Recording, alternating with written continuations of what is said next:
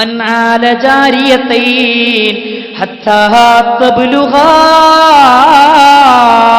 അല്ലാഹുവിന്റെ റസൂൽ സല്ലല്ലാഹു അലൈഹി വസല്ലം പറയുന്നു, ഒരാൾക്ക് 2 പെൺമക്കളുണ്ടെങ്കിൽ ആ 2 പെൺമക്കളെയും പ്രായപൂർത്തിയെത്തുന്നതുവരെ, വിവാഹം ചെയ്തയക്കുന്നതുവരെ വളരെ നല്ല രൂപത്തിൽ വളർത്തി വലുതാക്കിയാൽ ജാഅ യൗമൽ ഖിയാമ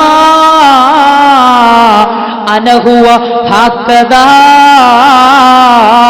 ഞാനും അവനും സ്വർഗത്തിൽ ഇങ്ങനെയാ, ഞാനും അവനും സ്വർഗത്തിൽ ഇങ്ങനെയാ എന്ന് നബി സല്ലല്ലാഹു അലൈഹി വസല്ലമ പറയുകയല്ലേ.